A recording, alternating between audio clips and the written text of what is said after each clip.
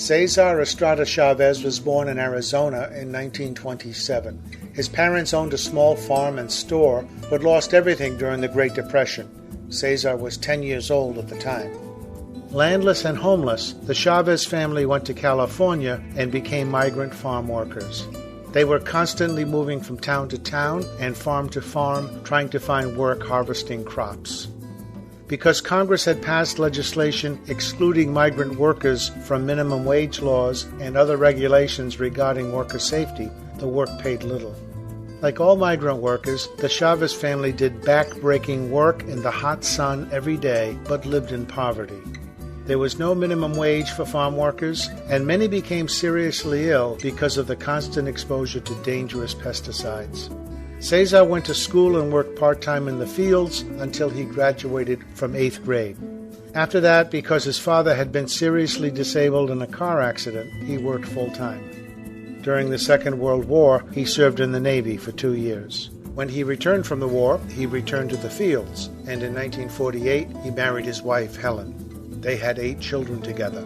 Cesar and Helen, practicing Catholics, took their faith seriously. They prayed daily and attended Mass, and put their faith into action by creating programs to teach Mexican immigrants to read. Cesar later met labor organizer Fred Ross, who hired him to work for the Community Service Organization, which worked for the rights of farm workers. In 1961, along with Dolores Huerta and Gilbert Padilla, Cesar helped form a union called the NFWA, the National Farm Workers Association.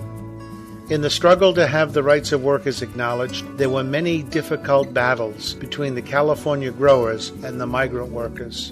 Greatly influenced by the life and teaching of St. Francis of Assisi, and later Mohandas Gandhi and Martin Luther King as well, these battles were always nonviolent. Among the many nonviolent tactics NFWA employed were prayer, fasting, picketing, negotiation, mediation, non-cooperation, boycotts, and worker strikes. In the late 1960s, Chavez organized a 5-year grape and lettuce boycott that urged people around the country to stop buying California produce until farm workers had contracts. The goal was to ensure farm workers the same legal protections all other Americans enjoy, including the right to form unions and the right to negotiate for fair wages and safer working conditions. While the farm workers kept the struggle nonviolent, the same could not always be said of the owners and the growers. All of the farm workers in strike here in Delano are appalled at the shooting of Marcelino Barajas and Paul Salgado. We've known now for over 10 years that the strike breakers and the growers are armed. We communicated this to Sheriff Wiley. There's been now, this is the 8th incident where we have had shootings at us.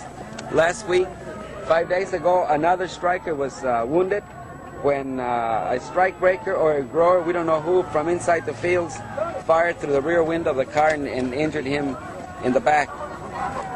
We charge that the arming of the strike breakers and the growers is with the consent and with the knowledge and with the encouragement of Sheriff Wiley. They have known that the men are armed inside the fields, and they have done absolutely nothing to try to correct the situation and take the guns and the rifles away from them. We had a number of men jailed and beaten, and we cannot get the sheriff to tell us the whereabouts of their names. We estimate about 20 people were arrested at the Masekian Ranch a while ago when these men were beaten, and they will not tell us the whereabouts of the people who are beaten, how seriously they are, or they will not tell us how many people are in jail or in which jail they are. In 1974, the name of the union was changed to the United Farm Workers, the UFW. In 1978, when some of the workers' demands were met by the employers, the boycotts of lettuce and grapes were lifted. During these strikes and boycotts, Chavez and the UFW often received support from other well-known champions of justice and nonviolence, people such as Robert and Ted Kennedy, Coretta Scott King, and Dorothy Day. Throughout his life, Cesar's motto was, "Si se puede," yes, it can be done, and he proved it to be true.